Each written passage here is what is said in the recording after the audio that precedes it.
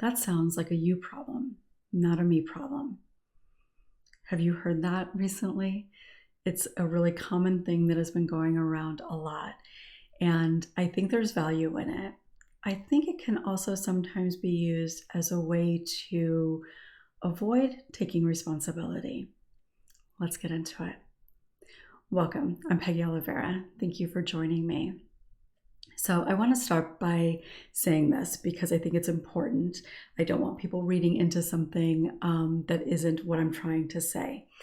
So generally speaking, for people watching this video, if it's something that you're interested in watching, there's a strong likelihood that you are likely more so on the receiving end of somebody saying, that sounds like a you problem, or you're just too sensitive, or to something or other. So for the people watching this, you're likely on that receiving end, and that's ultimately who this video is for. If you happen to be somebody on the other end who is often saying, that sounds like a you problem, not a me problem, there may be some benefit in this for you as well. So the idea is that whatever you're upset about or having difficulty with or whatever, that I'm not to blame for that, you are. Now, that comes from the idea, really, ultimately, of like, that's not my fault. That's not my responsibility. I didn't do something wrong for you to feel or do, feel the way that you do or do what you've done. Basically, putting responsibility where it belongs. And I think there is a lot of value in that, really a lot of value in that. However, I think that we are at a time in which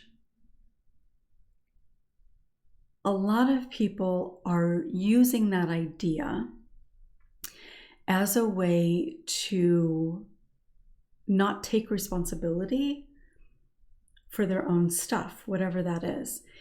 And that is certainly problematic. It is important to not take on things that are not ours, to not take things personally, to not take responsibility for things that are not our responsibility to take. But for a lot of people, and I'm seeing it happen on social media quite often,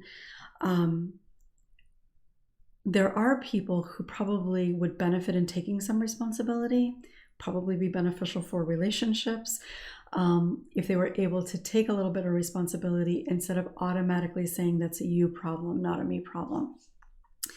And part of what I want to talk about is how to kind of discern a little bit between when to take on maybe some of that critique and when to let it go. So as I said, for most people watching this, you are likely more so on the receiving end of that. And that can be really damaging because you've lived your life believing already that you're responsible for the bad things that you've experienced. You're responsible for how people feel.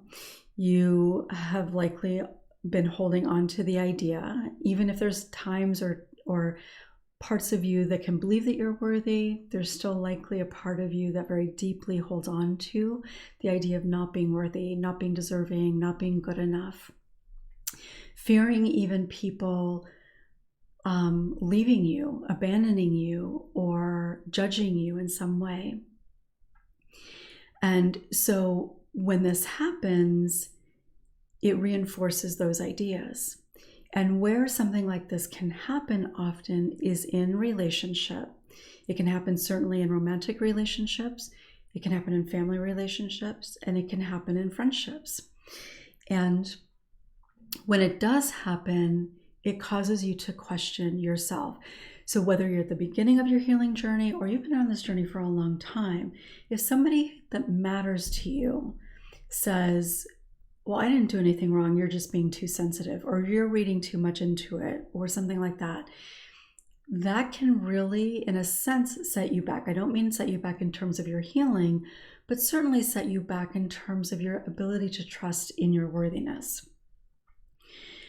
So I think it's important to be able to look at when that happens, is there a nugget of value in what they're saying? Or is it a situation in which it would be most helpful for you to completely just dismiss or ignore whatever it is that they're saying to you? So I've seen this come up quite often, this idea, maybe not those exact words, but this idea comes up a lot when people are setting boundaries. And I've talked about this many times before, but when you are, particularly on this healing journey, when you start to believe in yourself a little bit more, when you're willing to take a few more risks, when you're recognizing that certain things just are not feeling okay to you and you don't want it to continue, and you start to set a boundary. Now that could mean that you're speaking up more, you're sharing your opinion more, you're telling people how you feel more, whatever. It could be actually setting a boundary and saying, don't do that anymore. I don't want to experience that anymore. This is what's going to happen. This is what I'm going to do. This is what I'm not going to do. That's where people tend to get a whole lot of pushback. Calling out people's behavior is also where a lot of times you'll get some pushback. So, for example, if you're practicing using your voice and somebody does something that feels disrespectful or hurtful, and you say to that person, when you did this or when you didn't do that or whatever, I felt hurt, or I felt disrespected, or whatever it might be. When you share that with that person, for a number of reasons, they may respond in a way that is making how you feel solely your responsibility, that they didn't do anything wrong, that you were just being too sensitive or something along that line. And so that causes you then to question yourself, because you're already questioning yourself, right? You're already thinking, am I a bad person for doing this? Maybe I'm overreacting. What if I hurt their feelings, right? You're already questioning so much, even if not consciously. And so then if they say something, it immediately reinforces that, yes, I am the one in the wrong here. So being able to recognize when something like this happens, and it can happen in a work setting as well, being able to discern how much of this, what they've said or done, how much of that to take on, to consider, versus to let it go. There's a lot of nuance here. There's a lot of factors that can play into this, but I think the one thing that I can say that is probably pretty universal is to consider the source.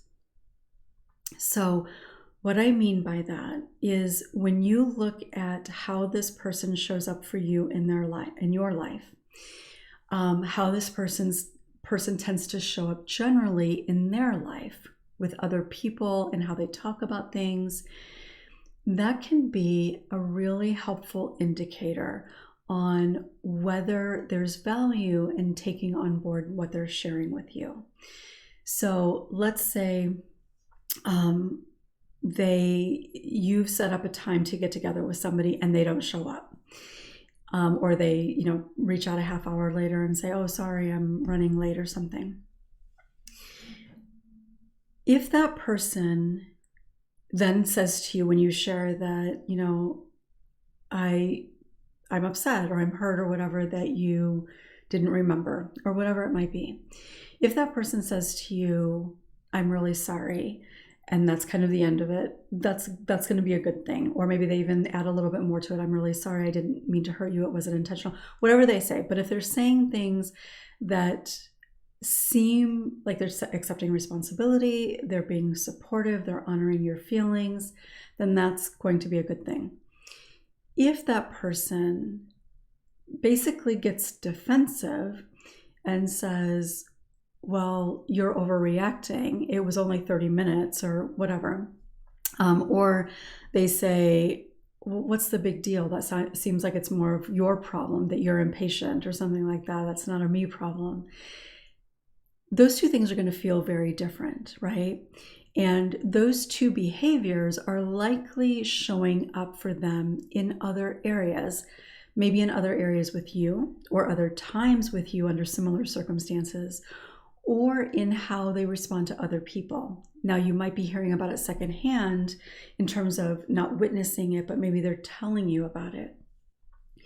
So if that person tends to generally be willing to accept responsibility for things, if they tend to be generally kind and considerate, do they tend to talk about people in a supportive, empathetic, kind of equal way? Or do they tend to talk about people in more of a negative, maybe condescending, judgmental sort of way? That doesn't mean that somebody who is ever judgmental of somebody is always going to be in the wrong. But you're looking at patterns of behavior. You're looking at patterns of behavior in terms of how they interact with you. So generally speaking, are they more on the kind, considerate side, or are they more on the other side? And if they're more on the kind and considerate side, they're likely not going to say, what's the big deal? They're likely going to say, I'm sorry, or, they might make excuses about it. Those excuses might be valid, but they're not going to make the problem be about you. They're not going to blame the circumstance on you, where this other person is likely going to somehow make it your fault that you're feeling the way that you are. And if you see that pattern show up in other circumstances with other people, that can be, generally speaking, a very good indicator of whether or not what they're saying to you has value in it. And what I mean by value is it something that makes sense for you to take on and consider, or not? Because if there is something, if it's coming from the kind person, or if it's a pattern that you might engage in, let's say you're the one who is late.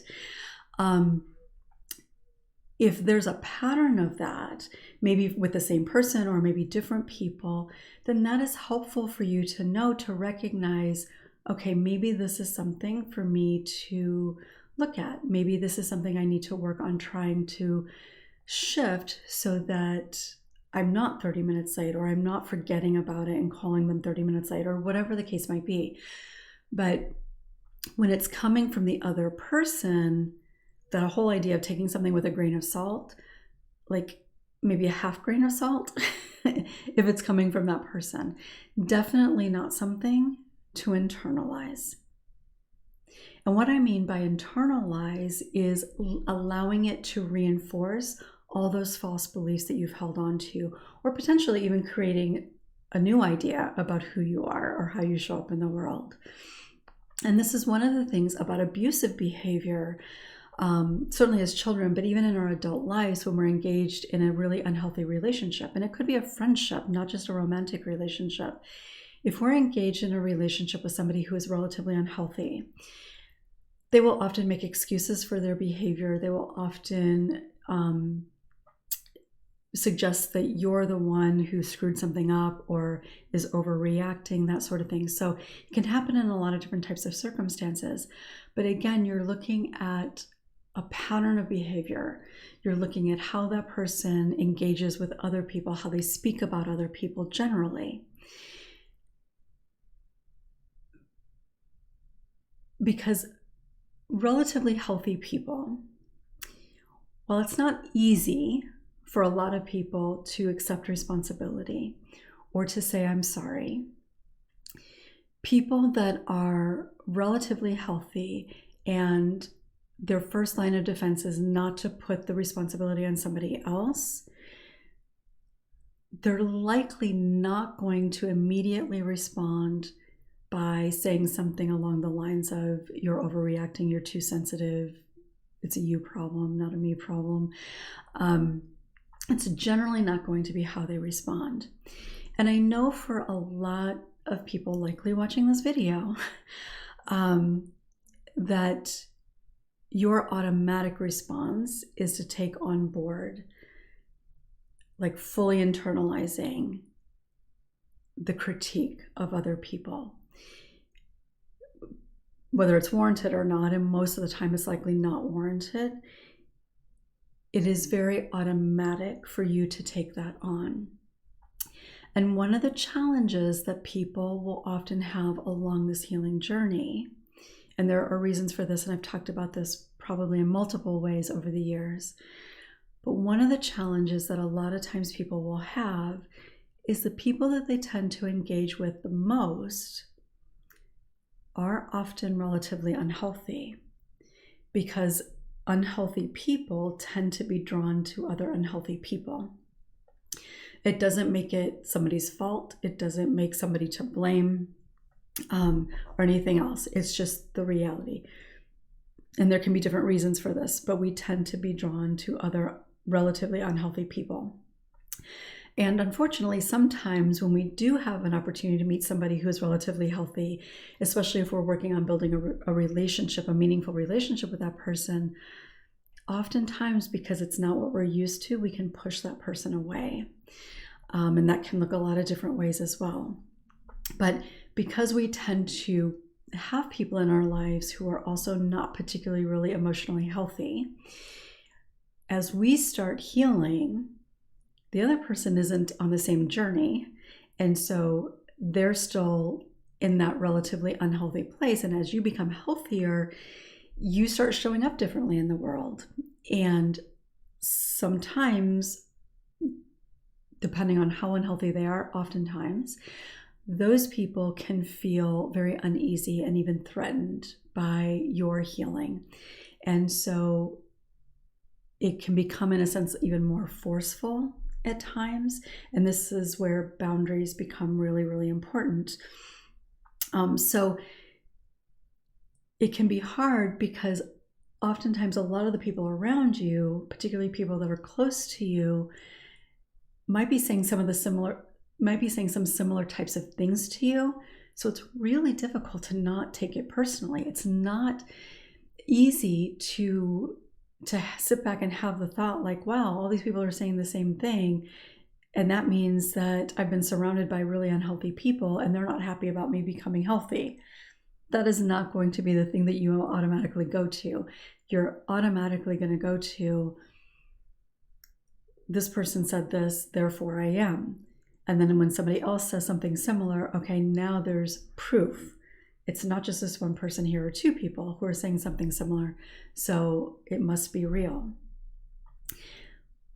But it's important to recognize who are those people around you.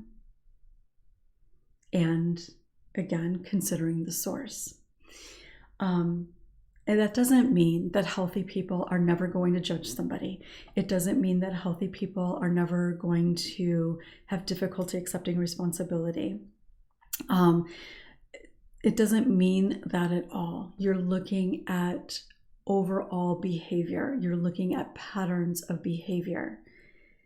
And when you do that and you're able to be somewhat objective about that, which in itself is a practice, it helps you really discern how much of what they're saying is something for you to create space to consider.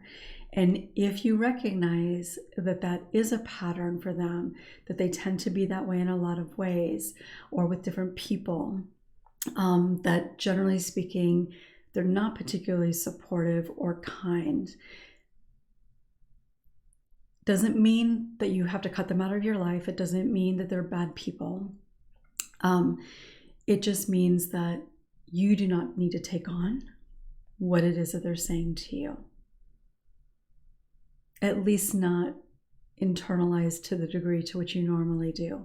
I think there is benefit, particularly if we hear the same thing from different people, to take a step back and think, okay, this is something that I've heard a few different times or over a few different occasions or whatever, certainly different people, and let me take a look at this and what might be going on.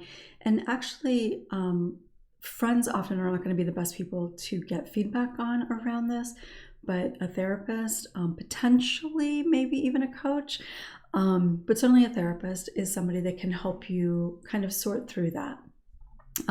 Because it's hard when you're in it, especially when you care about that person. But again, considering the source, if they tend to speak negatively about other people, if they tend to be judgmental about people, then that is likely part of how they cope with the world, how they navigate relationships generally, and therefore it really isn't about you. And even if they can be kind to some people, it doesn't necessarily mean that the problem is you. Because there are people who, depending on how threatened they might feel, can be kind in some circumstances and not all that kind in other circumstances. And if we think about like the traditional domestic violence sorts of situations, there are a lot of times that people will say about the perpetrator, like he or she, but like, well, he's, so generous and nice here. I can't believe that he would do something like that. Well, that may be true, but is that kindness really genuine? How does that person show up in moments when they're feeling a lot of pressure or stress? And oftentimes they don't allow people to see that part of themselves. So it's not 100% foolproof, but it can be a good indicator. And it's so important, particularly if we are on the receiving end of that a lot, that we not take on board everything. And when we consider the source, that we work really hard at accepting the reality that that source is not credible, that that source is not a good arbiter of whether or not you're overreacting or whether the problem really is you. So as you just kind of go through your days and you're noticing that you're taking things personally or that you're taking on responsibility for something, let yourself just kind of let your mind go to that other side and think about that and notice what comes up for you. There might be a lot of resistance because if you're used to taking responsibility for everything, getting to a place where you start accepting that maybe you're not responsible, it can actually physiologically feel not so good. Because part of how your nervous system has tried to keep you safe is by going ahead and taking on that responsibility because it's something that you're used to feeling and you know how to deal with that. So your nervous system is set to deal with that. Your nervous system is not yet set to push back on that, even if it's not verbally with that person, but even just internally. Your system is not yet grounded in feeling safe in being able to do that. So I'd love to hear from you. Have you experienced some of those circumstances? Have you noticed that as soon as somebody says something like you're too sensitive or overreacting, that you immediately question yourself or blame yourself and take responsibility for whatever that problem might be? Or maybe you even notice that it might be difficult for you sometimes to take responsibility for things. That doesn't make somebody a bad person. It does it does mean that maybe you are somebody who has some shame to work through, who has fear around what it might say about you if there is some accuracy in that. And that is stuff that just needs healing. It doesn't make it true, it just means that it needs healing. And something else that I want to say is that I just mentioned a bad person. And I think there are some like just bad people where there's not a lot of hope for some people that things are going to change. And I don't think that is the majority of the case, or the majority of the circumstances. However, I think there are people that are just really so far to that side that the likelihood of them ever changing, ever being kind, ever being empathetic is likely never going to happen. But one of the challenges that people often have when it comes to setting boundaries or cutting off relationships is that we can see maybe the bad things about somebody or the negative ways that they are impacting us or other people, but we can also see good things. And one of the things that we tend to say to ourselves is, well, they're not a bad person. And I just want to say, they may not be a bad person. In fact, I think a lot of times people can behave in bad ways, and it doesn't make them a bad person. But somebody does not have to be a bad person for you to decide that you are not willing to experience their bad behavior. So I'm going to say that again. Somebody does not have to be a bad person for you to set a boundary and make a decision for yourself and your well-being that you do not have to put yourself in a position in which you continue to experience their bad behavior. So if somebody behaves in a way that is unhealthy, that is not helpful to you, that is detrimental to you, that is just purely and simply unhealthy and it doesn't feel good to experience or be around, it is perfectly okay and even healthy for you to no longer be around that. And if that means no longer being around that person, then that is okay. And that is what is healthy. And that's not selfish. That is the reality of what is healthy. None of us can control another person's behavior. And this comes up a lot in regards to people who are addicted, particularly to substances, or sometimes even like gambling, because the financial aspect can be really detrimental to a whole family. That person isn't a bad person, but that also means, just because that person isn't a bad person doesn't mean that you have to continue to subject yourself to their behavior that is harmful. Whether it's harmful to them, which is ultimately going to be harmful to you if you care about that person, or certainly if it's harmful to you in any way, emotionally, physically, financially, any way, that person doesn't have to be a bad person. But their behavior is such that it is impacting you and probably others in a way that is not healthy. And in those situations, setting boundaries is not only important, but it is what is healthy. And I know for a lot of you, that is a huge, huge struggle. So know that you're not wrong. That person doesn't have to be bad. They don't have to be a horrible human being for you to feel or to be healthy and set that boundary. So share what came up for you in the comments. I'd love to hear from you. Thanks so much for being here. I'll look forward to seeing you next time.